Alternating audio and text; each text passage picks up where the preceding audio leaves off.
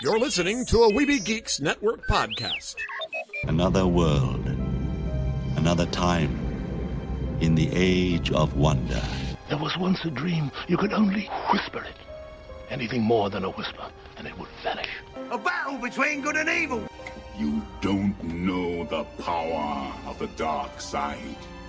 Where shall I find a new adversary so close to my own level? Try the local sewer. You know of the rebellion against the Empire? The Avengers, Earth's mightiest heroes. Peace means having a bigger stick than the other guy. One of these days, I'm gonna have a stick of my own. I'm Groot. Welcome to the Neverland podcast. The podcast for lovers of Disney, Pixar, Marvel, and Star Wars. I'm glad you're here to tell us these things. Please welcome your host, Jeremy. I thought he'd be taller. Yeah, I can fly. All it takes is faith and trust. Well, if it isn't the Star-Spangled Man with a plan, what is your plan today? Up to Neverland!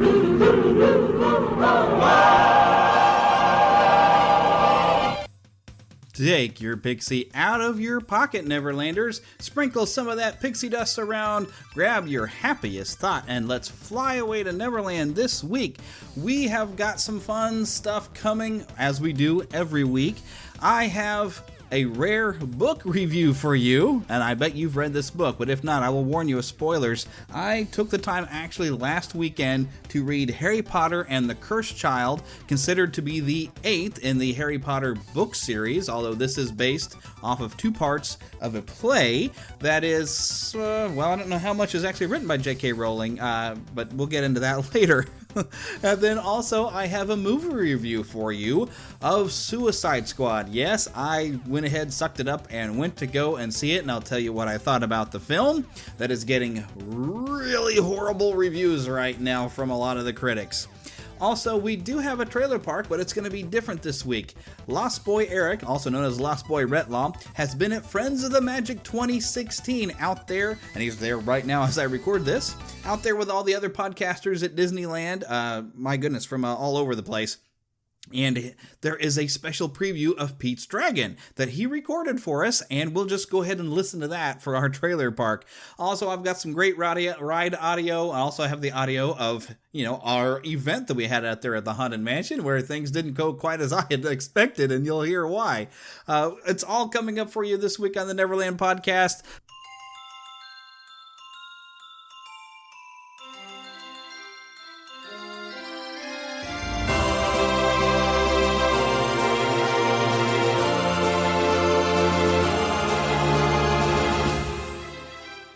Spanning the Disney and geek universe to bring you the best in comics, toys, movies, and entertainment. This is news from around Neverland. All right, so for news this week, we have a new princess about to make her debut at Walt Disney World Resort. Princess Elena of Avalor, which I've been seeing, I believe is going to be a new show on the Disney Channel. But she's going to be making her first appearance in a limited time show called The Royal Welcome of Princess Elena of Avalor on August the 11th. This will happen in the Magic Kingdom Park, and there's going to be a special ceremony, of course, taking place on the Cinderella Castle forecourt stage. So if you're excited about that, make sure you're in attendance. And I did find a short 20-second video that talks about the event.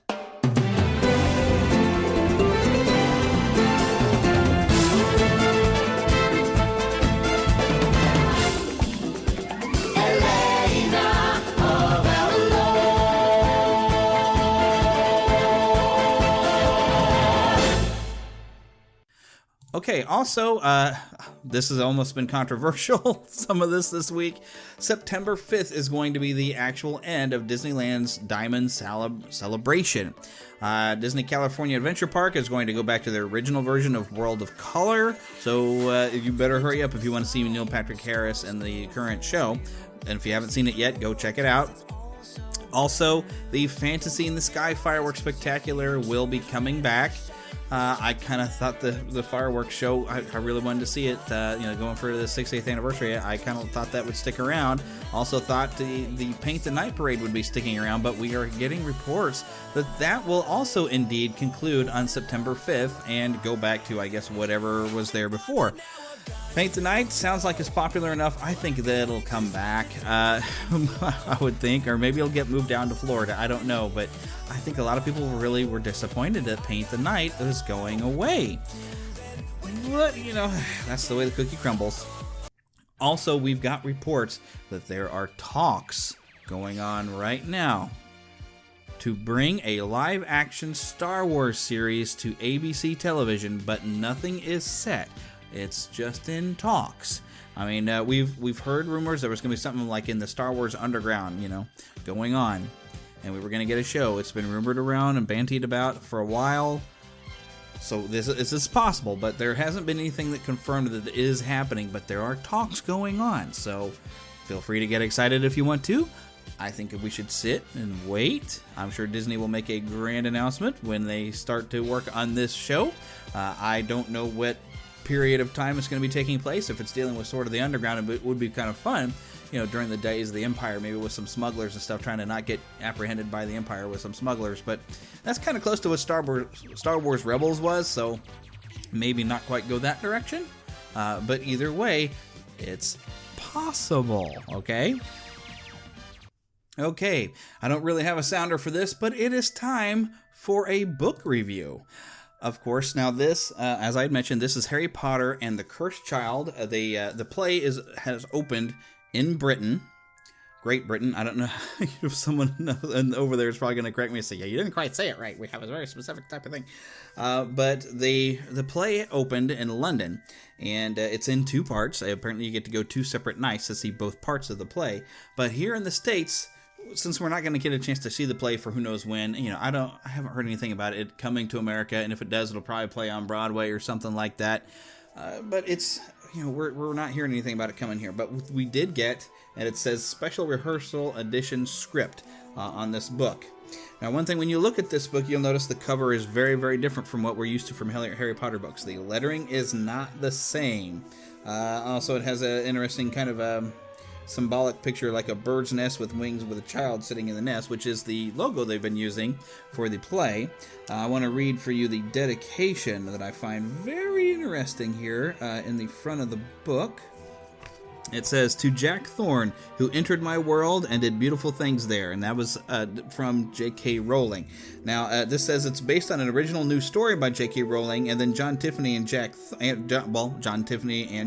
apparently also did part of this new story, and then it's a new play by Jack Thorne. So this says to me with that comment that they may have just taken J.K. Rowling's world and came up with a story thing, and then Jack Thorne wrote this play, because this is really missing J.K. Rowling's mystery style of writing. There's really no mystery that the characters are going around and solving at this point.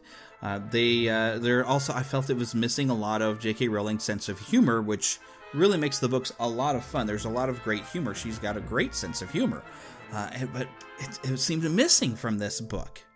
So it took away part of the fun.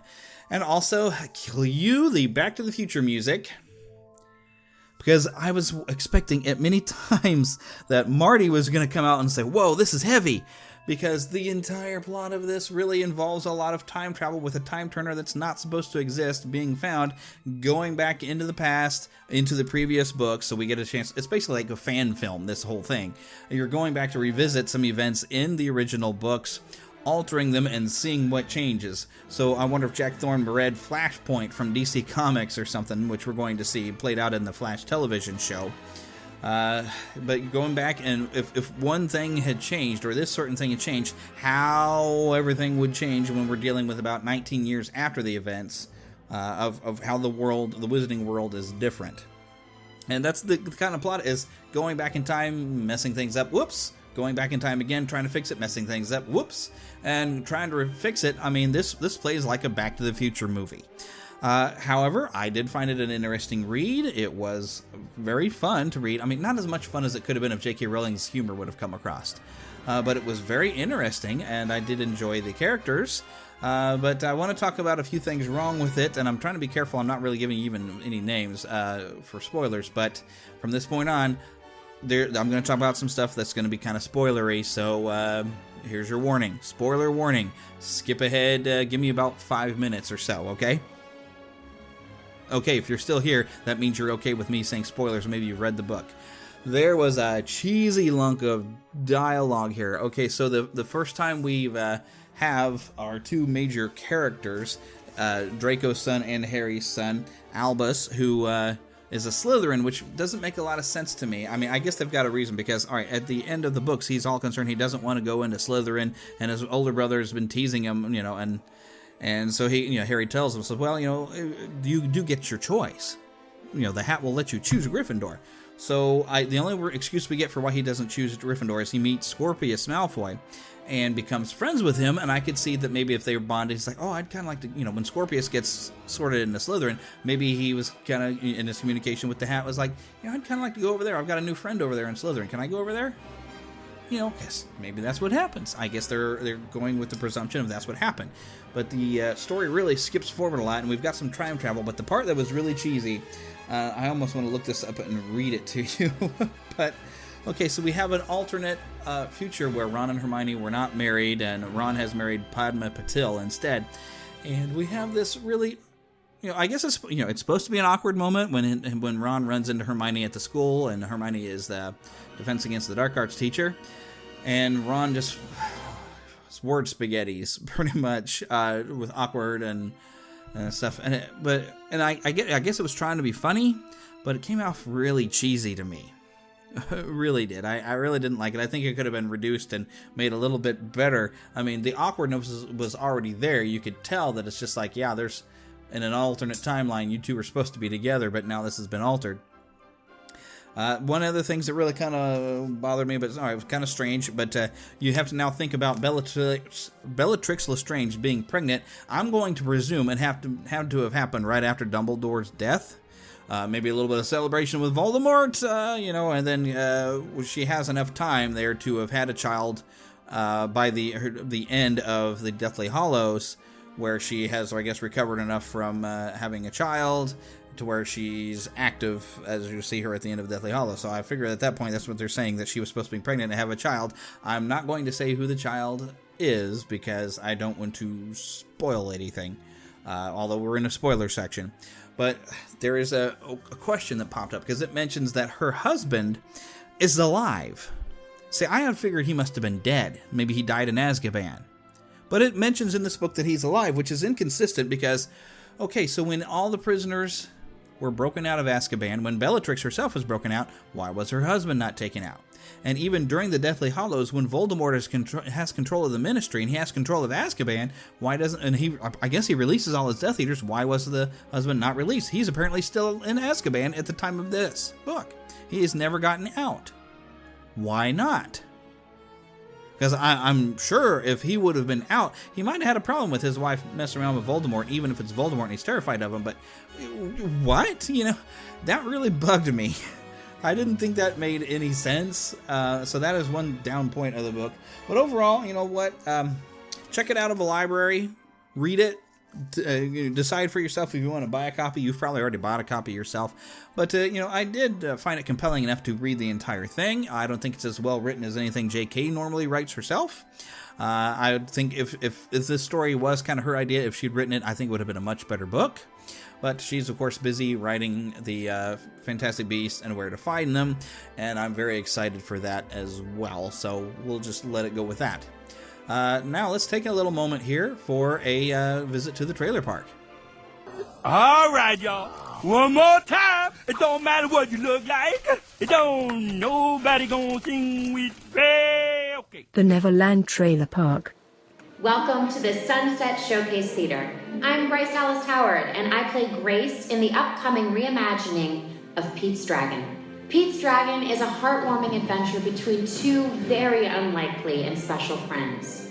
An orphaned boy named Pete and his best friend Elliot, who just happens to be a dragon. Please enjoy an exclusive sneak peek of the upcoming film, and be sure to check out Pete's Dragon in theaters in 3D on August 12th. I hope you have a great time here at Disney California Adventure.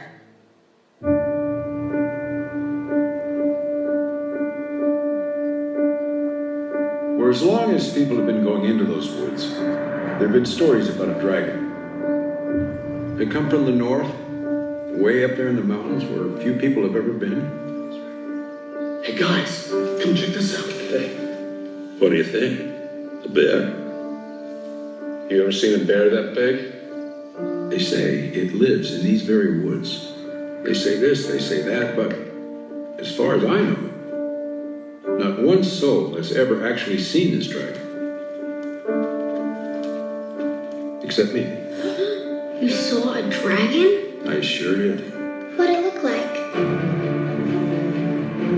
Well, it was green. Green all over. His eyes were red. Before I could even blink, it rears back its head, opens its mighty jaw, and shoots out. Wow. Mark my words, that dragon is still out there. And if you were to go out there to those woods where no one ever goes, then you might find him. Unless he found you first.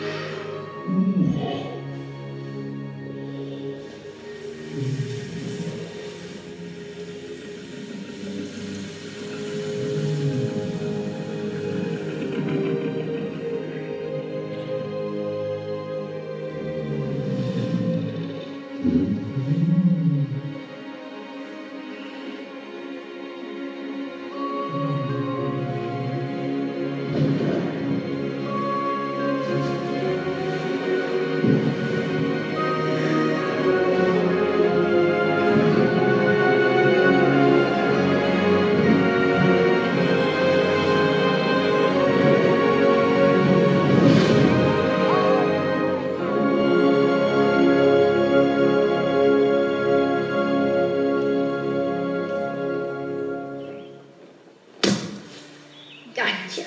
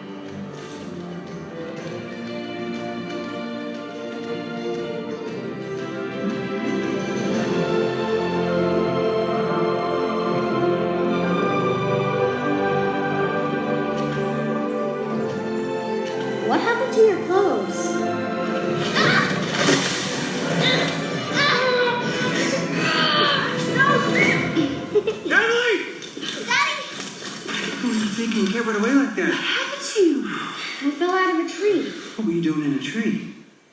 Following him. Oh. Hey. Wait. Where'd you come from? It's just until we find out where it belongs. How long has she been out there? 6 years. Don't you bark at our dog! What did you really see out there? Looks like magic.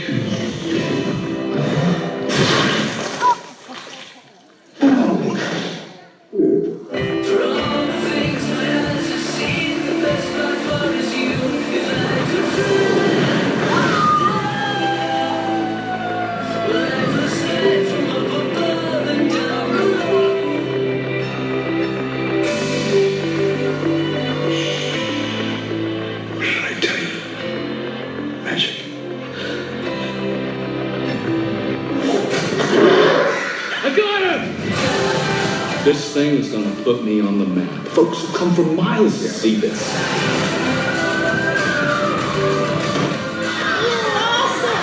We can't stay here anymore. He'll come looking for you. Whoa.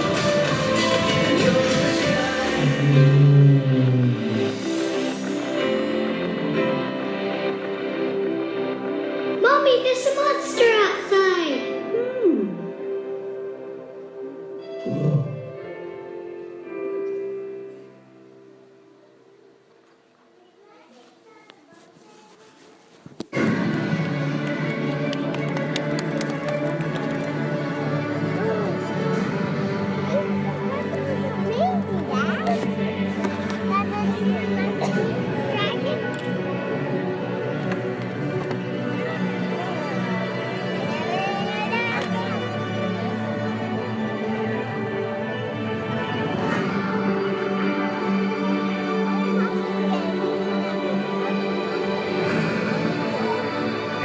Up on the wall.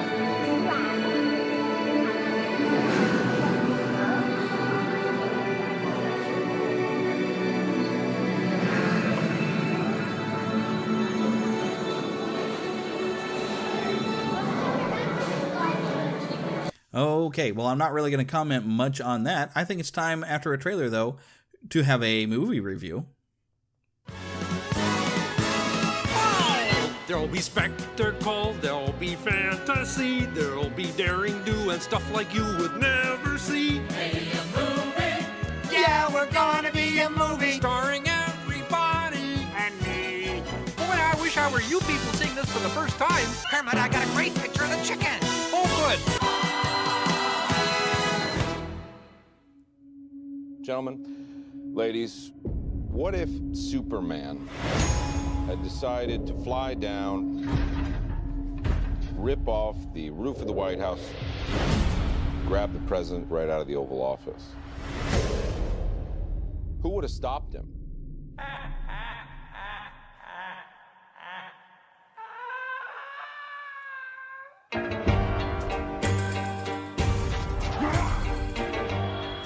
I want to build a team of some very bad people who I think can do some good.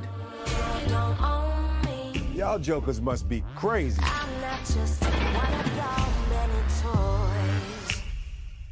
What? Tell me what to do.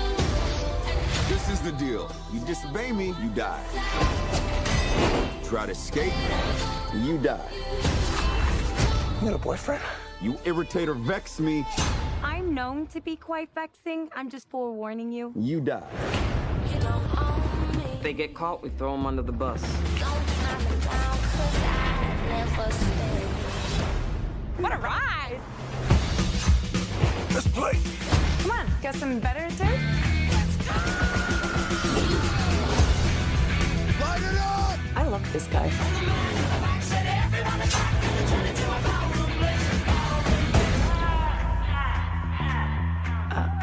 Not good.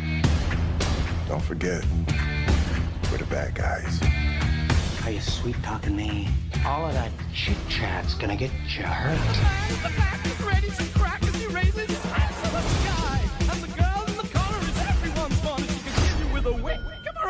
Dave.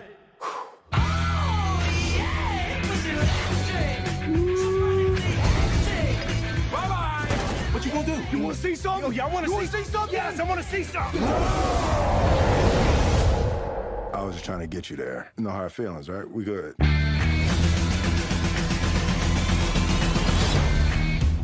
What you having? Beer. Whiskey. What am I, 12? How about you, hot stuff? Water. That's a good idea, honey. Okay, so Suicide Squad. You've heard me say for weeks that I was really not excited about it. I didn't think it looked very good. My two primary concerns was this looked like the worst Joker ever, and it looked like it was trying too hard to be Guardians of the Galaxy. In that, I was right. Very much so. This really felt like they were trying to reach that Guardians of the Galaxy level, type of a thing. And I think almost they tried too hard. They even, in the soundtrack, and there's some good stuff on the soundtrack. The soundtrack even sounds like stuff you'd hear on the Guardians of the Galaxy with some classic rock. Because this is, of course, a bunch of scoundrels and rogues, kind of criminals, thieves, or whatever, that are thrown together to save the world, although they don't really know what they've been called together to do. They're not really told. It's very secretive. This is the government agency Vargas, which, for those of us that have been watching Arrow, you're already going to be familiar with Vargas and the Suicide Squad and Amanda Waller. And although in the Arrow TV series, Amanda Waller has already met a timely end. But we also did get to see a little bit of a Suicide Squad kind of put together, and it was pretty cool. We got to see some of these characters actually in Arrow. Captain Boomerang, Deadshot, we've already seen them in Arrow, and gotten to see them kind of, working with the Suicide Squad. And it was cool to see these two characters. I did really actually enjoy the characters in this. I actually did have fun with this film, despite my criticisms. I did have a lot of fun. I had more fun than I did at Ghostbusters, I think.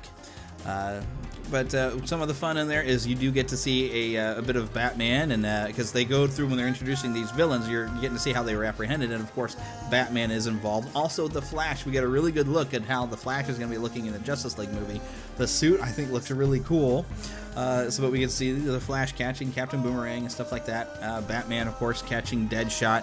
And hats off to Will Smith. He has really grown to such a great actor. He was so great with Deadshot. He made a character really that we could care about.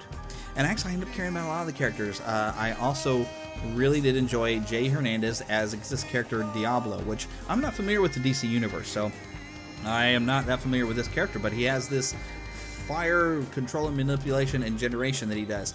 And to add some depth to it, we see that he's regretting doing harm with it, with his flame, despite whatever he's done in the past.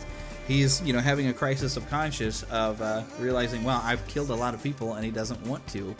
I think they actually did a lot of great development. Even, there's not a whole lot with Killer Croc, played by Adewale Akinwu. I'm probably saying his name wrong. I'm sorry. But I thought he was fun as Killer Croc. He didn't get a whole lot. You didn't get a lot of development and character for him. But Killer Croc, you gotta love that guy. If you watch the old Batman animated series, if you've played and been terrified by Killer Croc in the Batman video games, the Arkham Asylum game particularly, boy, wow.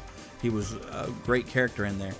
So it's nice to see all these characters together, and you get a little bit of backstory, and you get a little bit of who they are, to where you care about the characters, at least in my opinion. I've seen a lot of criticism that say, oh, well, I didn't care about these characters, unless you knew them in the DC, and maybe that's the thing. Maybe because I've seen some of these characters on Arrow, I cared about them that way, but that's really not the case. I wasn't familiar with Diablo, and I did like Diablo. I thought he had a very interesting story arc. Now, some things I could criticize. Okay, Jared Leto, I don't blame him for his poor depiction of the Joker. I think it was all in the writing and the costume design. They just didn't get the Joker right. They made him Scarface. He's all covered in bling and his, gold teeth, and he's living that, modern gangster pimpin' lifestyle and not being the Joker at all. I mean, he tried to do a laugh, which was passable, but it was not very good. I mean, it sounded like he was trying to be, being an intimidating. He sounded more like a bad Simpsons character. Know what I mean? So, I was really not enjoying the character. There's nothing about him that seemed like the Joker. Even coming to Harley Quinn's rescues multiple times, that is something I've never seen the Joker do, personally. In fact, in the animated series, if Harley would get into trouble, Joker's not sacrificing anything for her. He doesn't really care about her. She's fun for him. but there's not a real complete relationship as much as what Harley Quinn would want, because Harley Quinn is totally enamored with him. But he's just like, well, she's fun to have around, and I like working with her, and maybe doing some other things with her. Who knows, what they might imply. But it's not a reciprocated feeling. Joker is more bonded with Batman than he is with Harley Quinn. There's like almost, he feels like Batman is his best friend. And if you've even gone through some of the psychology, I loved the Arkham City game when you have the Joker literally, basically in your head through a communicator, and how he's constantly talking, oh, it's like having my best friend to talk to anytime I want, It's a weird relationship the Joker and Batman have from the Joker's creepy perspective. It was very, very interesting. But that is not the Joker we got. We got I don't know what kind of Joker this was. He was jealous over Harley at one point, and yeah, I don't know. It just didn't feel at all like the Joker. So this, to me, is the worst Joker ever.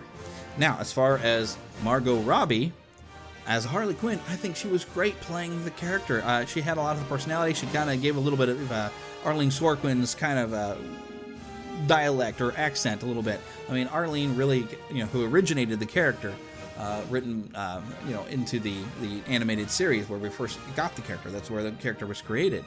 She really brought that to life, I think. I got to give her credit, and I liked Margot Robbie as Jane in the new Tarzan movie. I think she's a great actress. But I think she was more cast in this to show some skin. That seemed to be the point. This is not the Harley Quinn that we're kind of used to. This is kind of a different one. Really, I mean, she's wearing a costume that her backside is hanging out. We'll just put it like that. She's there to show skin, and she's provocatively bends over and stuff like that. They're not focused on the fact that she's a pretty good actress. But I think that's all they wanted for Harley Quinn is sex sells, and they just had to find somebody willing. And she was previously in The Wolf of Wall Street, which I have not seen, but I know enough about that movie to know you could see plenty of things in that one. Her being in that film, I bet you could see plenty there. I'm going to leave that at that. Now, the other character, the villain here, the Enchantress, June Moon / the Enchantress, played by Cara Delevingne. I'm probably getting her name wrong. I was kind of wondering about her because noticing how they treated her character, she's barely clothed most of the time as she's being the villain, but she was in that Paper Towns movie, apparently also in Pan, which I did not see. Trying to do a little research, I ended up coming across that she has been a Victoria's Secret model, because she's really not a great actress. I gotta say, her, especially toward the end, she was so over the top and cheesy that I thought, well, I guess they're trying to make the character that way, but it was so over the top that it pulled me out of the story. I was like, that's a little much. But she was basically there to be wearing next to nothing and be painted up. They didn't cast her for her acting ability. They casted her for her looks and her willingness to show a little skin on camera.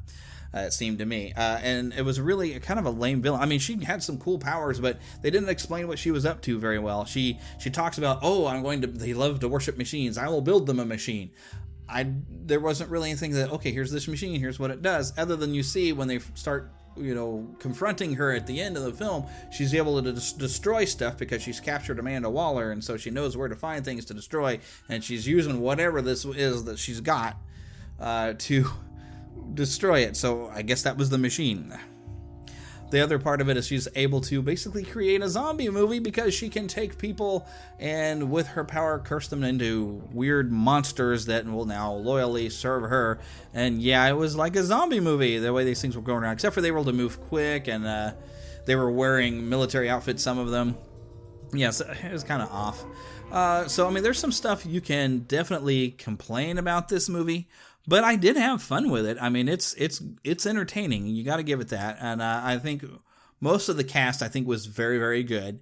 I just wish they'd give him a bit more, credit to how Margot Robbie was playing the character, and not so much focused on how much skin you could get her to show, trying to get teenage boys into the audience, which I guess was your target audience. But yeah, if you bring your daughter into this, or thinking, oh, it's superheroes, you're going to get wrong messages that you probably don't want to send to your daughter. In an age where we're trying to, have maybe female superheroes and try to build up a little bit, this seems like a step back. Granted, she's not a superhero. She's a villain, but she's a hero in this movie, Her relationship with the Joker is very weird. You do get to see a little bit more of how the Joker is supposed to have turned her, and kind of gives it a little bit more credence to where he would have done things to kind of turn her a bit more insane instead of just simply taking a psychologist and convincing her to his side of things. So that was kind of interesting, at least to bring it to make a bit more sense. I'm just really disappointed the Joker had more like pale skin and not white skin, and even after a chemical dip, it didn't seem to have affected Harley much more than, well, she was crazy and I guess pale skin. Overall, I think it's worth viewing. I don't know if it's worth viewing in the theater. There was a 3D showing. I skipped it, but I don't know that it'd be worth going to 3D. But then again, I didn't see it in 3D. Maybe it was special in 3D. But overall, it was a lot of fun. It has done very well, apparently, over the weekend, which I figure a lot of people were going to come out. And you know what? I think fans of this type of thing, we're still going to have a good time with it. Was it the greatest movie it could have been? No. Was it fun, though? Yes, it was fun. Am I going to buy it when it comes out on DVD or anything? Probably not. But it was fun to see at least one time. And I'll probably watch it. It'll come on Netflix or something. I might take another look at it. Because like I said, I did enjoy some performances. And big props to Will Smith. I really think he carried the movie as Deadshot. He did great. Okay, now I have a lot of great audio that I want to share with you. There is, of course, the mansion meet that Eric was hosting there at Friends of the Magic, and of course they all rode the Haunted Mansion together, and so we're going to share that audio. But before we get to that, he did get to check out some of the new items over there. There's a Soaring Around the World. He went into there, so we're going to listen to that. Then we will listen to the Silly Symphony ride, Luigi's Flying Tires, and then finally go to the Haunted Mansion meet where I had some trivia questions that turned out to be a little bit more difficult than I thought. I'm hoping maybe some more regular listeners to Neverland would have been able to answer these questions. Send me some feedback. When these questions are asked, if you would have been able to answer and get these right, let me know. I'd be curious to know, because I think we stumped some of our guests. Well, I thought these were simple enough, but my wife was telling me, it's like, well, things that seem easy to you don't necessarily mean they're easy to other people. But this is a lot of information that I've covered multiple times in the show, so I thought it would come naturally for anyone who's listened to the show. I figured you'd know, but maybe you wouldn't. Let me know. But so here we go. Let's take a ride in a Disney park. Let's take a ride at a Disney park. Let's take a ride right now. Oh, oh. Do you want me to stay here? Oh, he's still good. My name is Patrick, and I'll be your chief flight attendant today. We'll begin boarding in a few minutes, but first I'd like to acquaint you with some important safety information. Gronk. When the doors to your flight open, please take a seat and store all carry-on items in the under-seat compartment. This includes cameras, purses, hats, and, of course, these little beauties. Next, fasten your seatbelts, inserting them into the buckle on your right. If smaller aviators don't measure up to the height indicator on the seat, just put the belt through the loop in the center strap before buckling.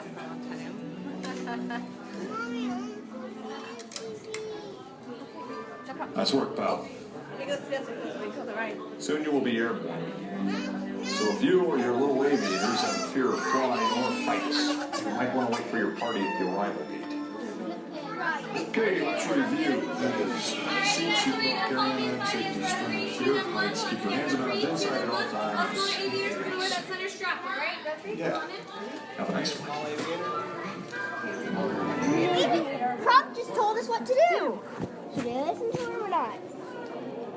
Should we listen to Prop? No.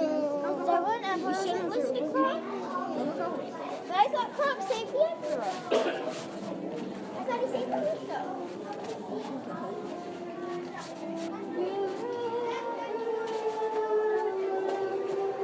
Look, Shelby. Look. Choose this one. There it is. Make sure that it's not for me, okay?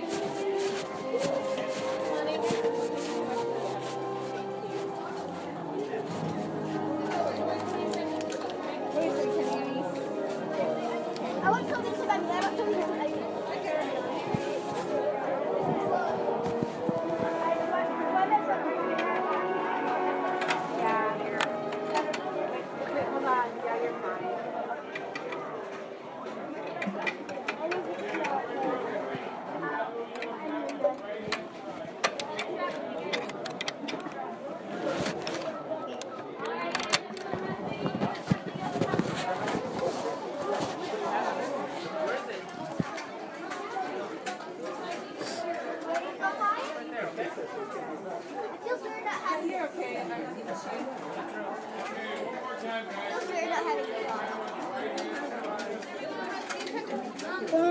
Going around the world.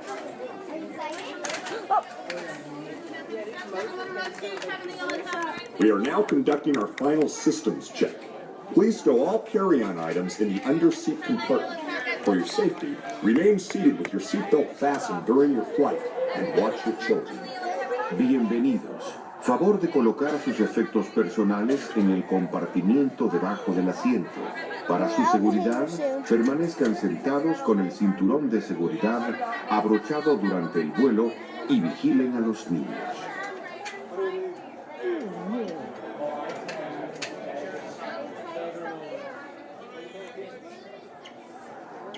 Does he have any first? No, don't push on this. So be riding. It's nighttime. Right? Don't press on it to ride it. Okay, one more time. Take that little yo tap, guys. One more time. Little yo tap.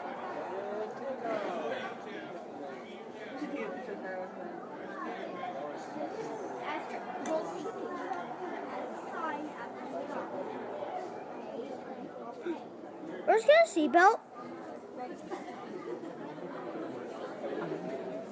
Okay.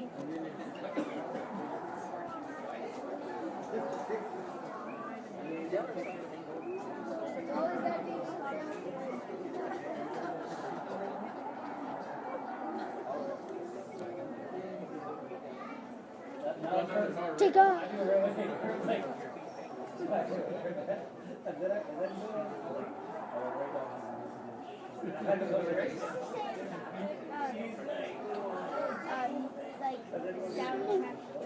Soar into tower. We are ready for takeoff.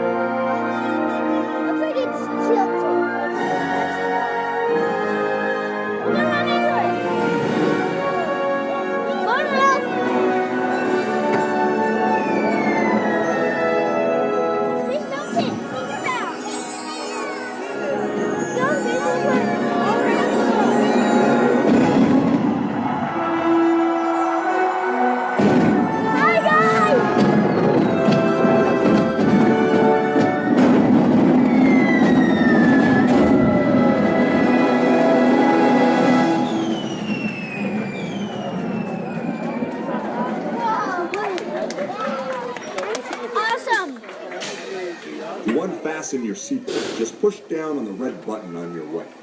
Be sure to gather all your carry-on items from the under-seat compartment and exit to your right.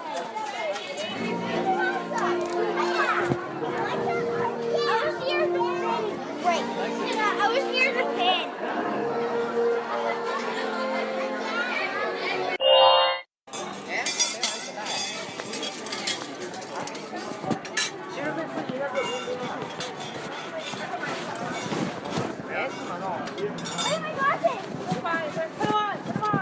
You better have them off.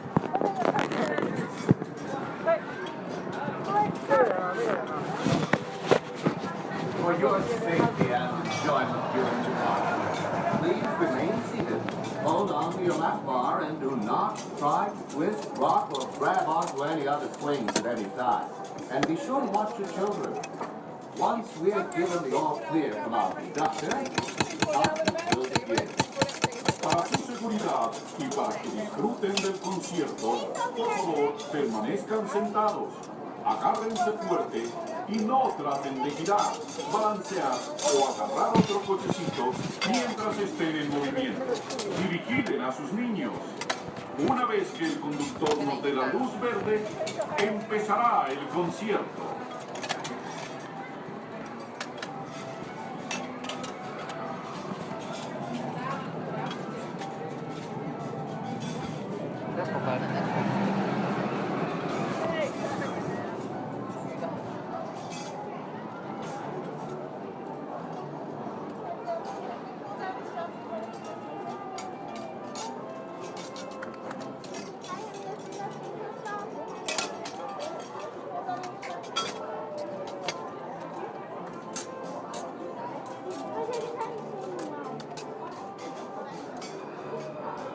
Careful, Adrian.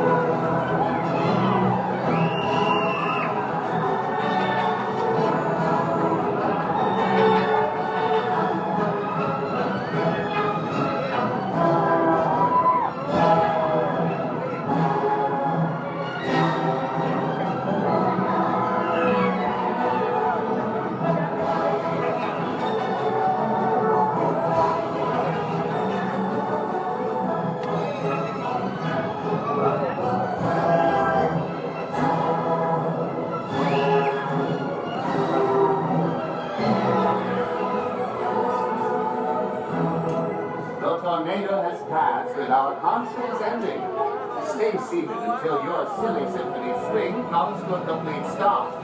Then lift the back bar, collect your belongings, and walk to the nearest exit. We hope you'll come swing again soon with our silly symphony.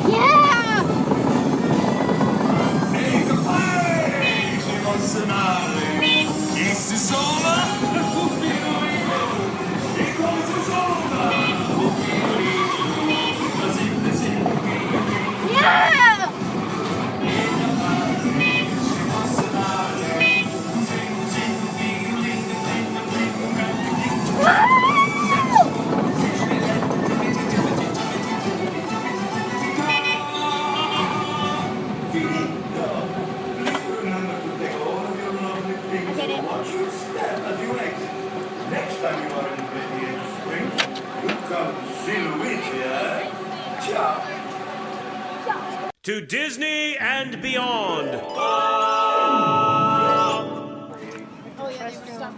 Okay, yeah, we definitely want to wait for them. Okay, I will go ahead and get started. Welcome to the Neverland Podcast's Haunted Mansion Me. Yay! Thank you. Thank you. I'd like to thank everybody for coming. I know it's late, but hey, what better than to close out a great day with the Haunted Mansion? Yep, that's right. Exactly. Now, for those of you who may not be familiar with the Neverland Podcast, it is hosted by Jeremy. He's our Spider Pan. I am one of his co-hosts, Eric Warren. I go by Lost Boy Eric or Lost Boy Retlaw. What our podcast is we talk about a lot of the things that we enjoyed in our youth. We talk about popular culture today. You'll find us talking anything from 1980s comic books to the latest movie releases, and just talk about what we enjoy. Jeremy is based in Missouri, and he's asked me to share a few questions. We have prizes if you can get the accurate answer. Some of it does involve Disney in Missouri, and some of it directly involves our show. So hopefully you've been listening. Hopefully, if you haven't been listening, you may know what the answers are. All right, so I'm going to begin. One of our favorite guests is Katie Lee. She's a voice actress that has been involved in several Disney productions, specifically 2 animated TV shows. Does anybody know what characters she voiced in Disney television animation? They're not going to cheat. Star Barfly.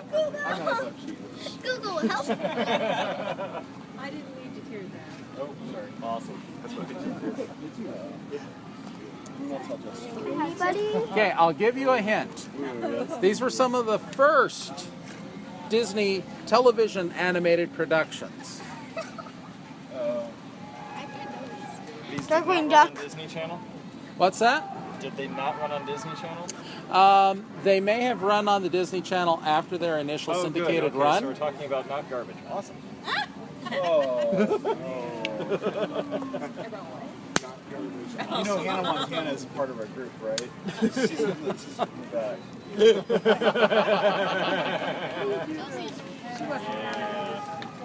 They are one of them definitely 80s animation. Another one very early 90s animation. We're gonna all feel really stupid here really soon, aren't we? What is that, like DuckTales and Tales Runners? I was gonna guess DuckTales, the only thing I know. Nope, neither of those. You know what? I'm going to go ahead and move on to our next question. Another guest of our show has been Will Ryan. He's also a voice artist.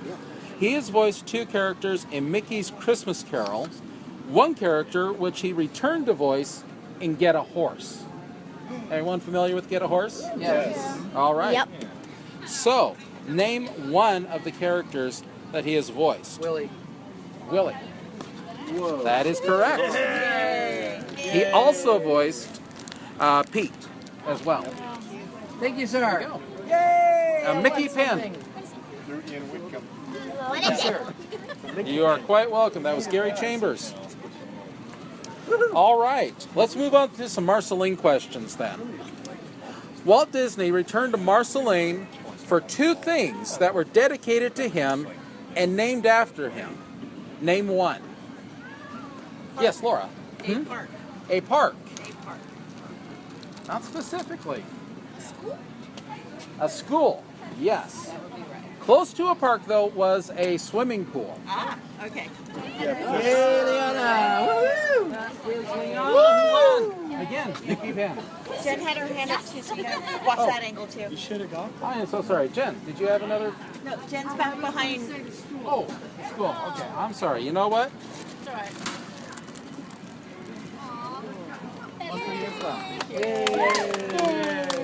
All right. Just double check, make sure how many.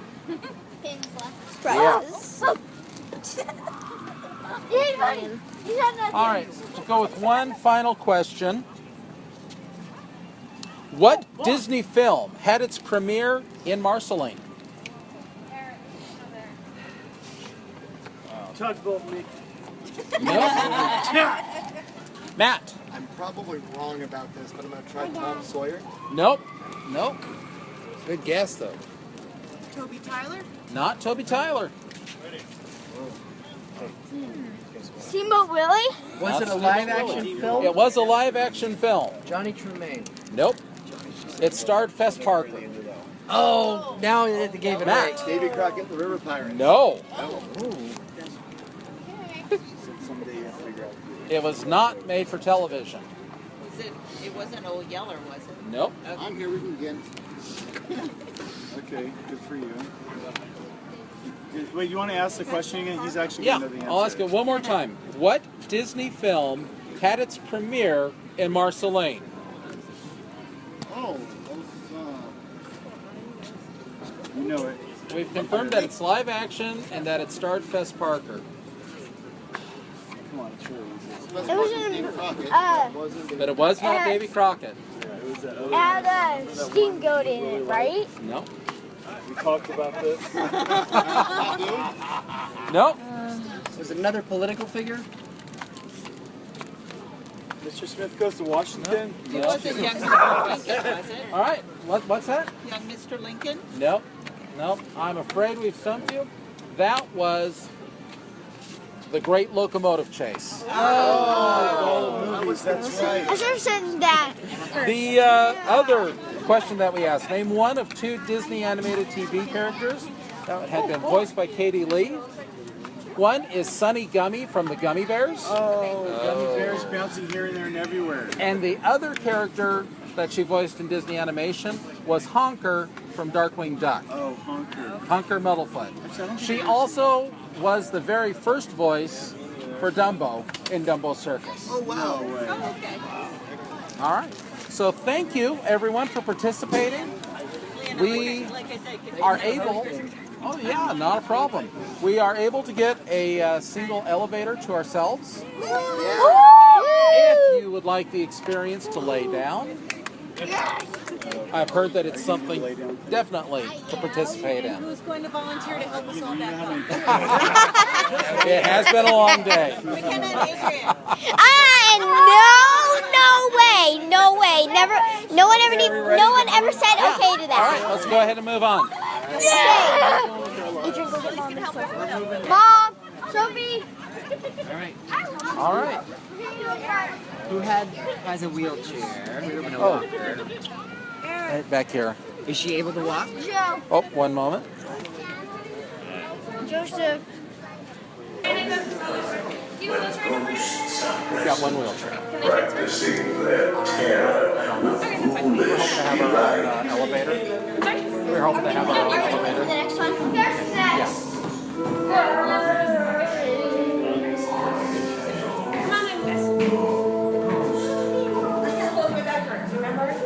Kindly step all the way in, please, and make room. Looks creepy. Our group, get over here. Let the other people get through.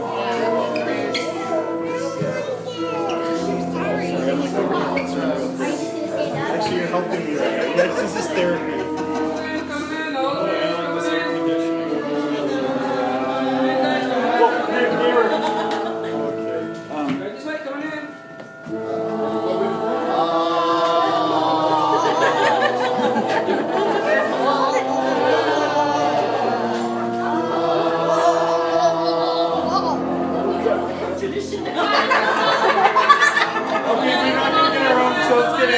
Okay.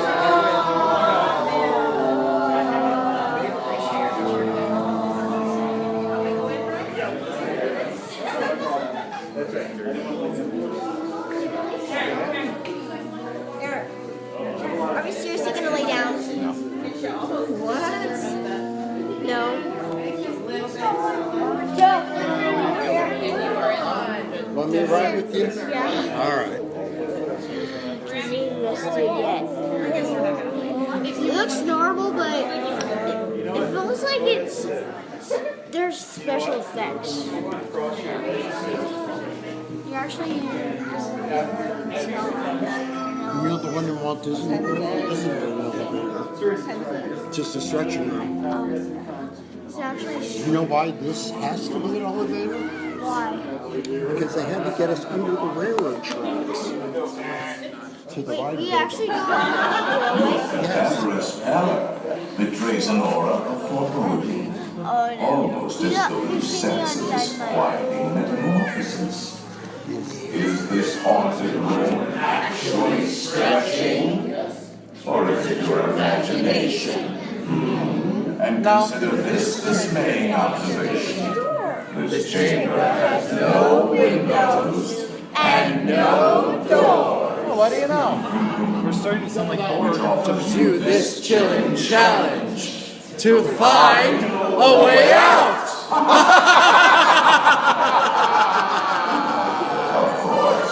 There's always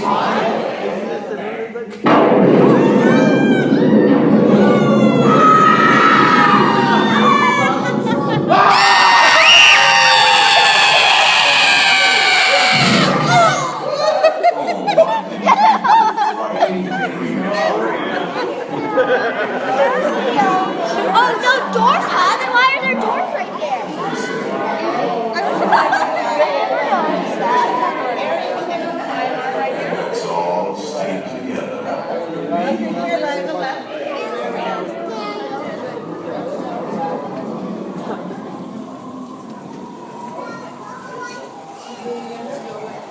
There are several prominent ghosts who have retired here from creepy old crypts all over the world. Please, we'll do all the way down the hallway. Thank you. For 1,000. Any volunteers? If you insist on lagging behind, Do you have a ride buddy yet?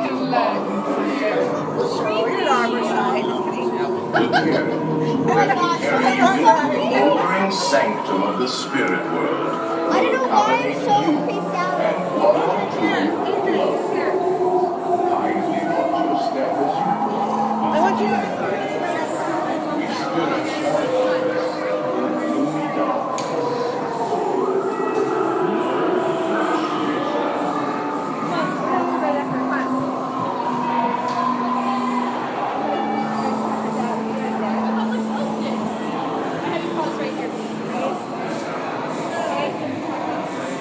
grab Adrian. Here.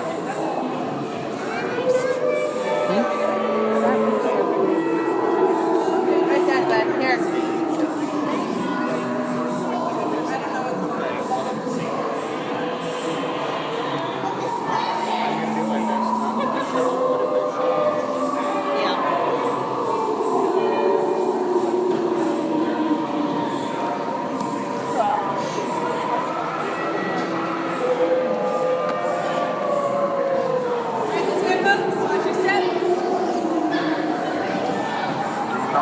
Down on the safety bar, please. I will lower it for you.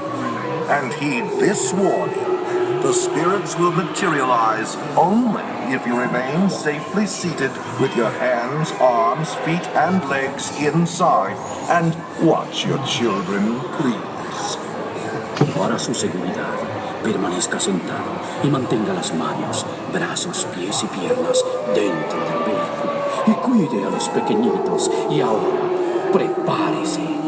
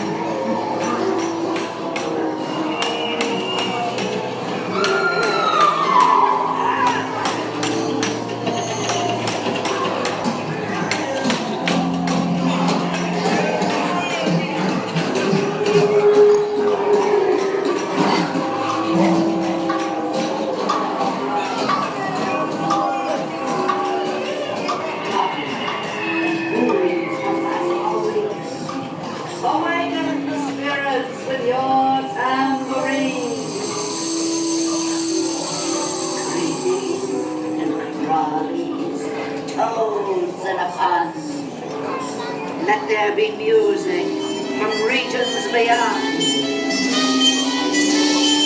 Wizards and witches, wherever you dwell, give us a hint by ringing the bell.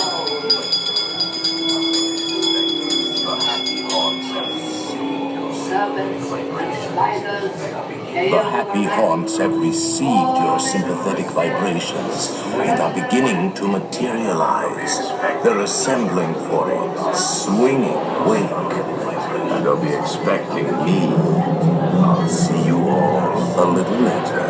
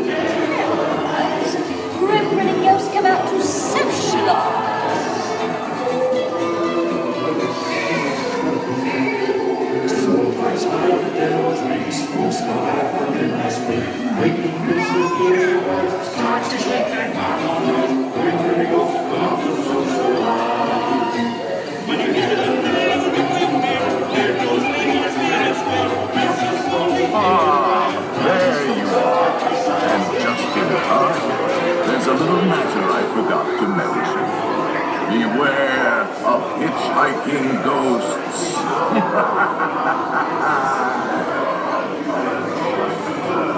They have selected you to fill our portal, and they'll haunt you until you return. Now I will raise the safety bar, and a ghost will follow you home. That's weird. Please exit by stepping away from the guards with your left foot first. Step out and stand on the moving platform, please.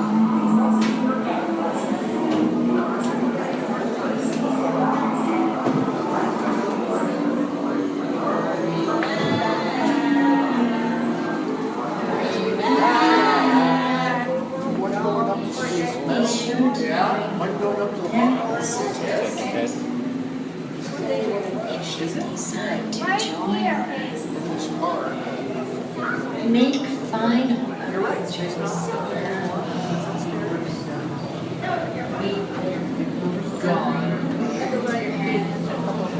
Or, well, when you convert to rocket rods, what was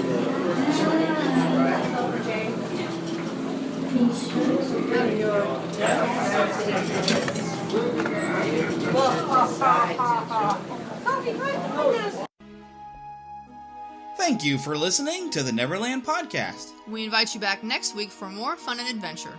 Until then, remember to keep a pixie in your pocket. It's that young at heart, positive attitude that you can share with others. And remember to visit our website at neverlandpodcast.com. There you can find links to our news page, our shop, our contact page, where you can easily send an email to podcast@neverlandpodcast.com. You can also find our Neverlanders page, where you can find out how to become an official Lost Boy or Pixie, because girls are too clever to get lost. Become a real Neverlander.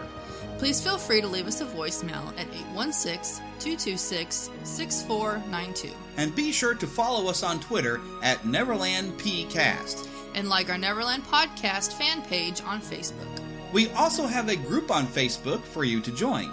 We also appreciate your support to keep the Neverland Podcast up and running. Visit patreon.com/NeverlandPodcast to donate to keeping the pixie dust alive. Copyright content featured on the Neverland Podcast is copyright of their respective creators and used under fair use license. All original content is copyright of Blue Band Productions, and a very special thanks to Yeehaw Bob Jackson at yeehawbob.com for our new ending music. God bless! Hello, everybody. This is Yeehaw Bob Jackson. Neverland Podcast, we love you. Neverland Podcast, we love you. Neverland Podcast.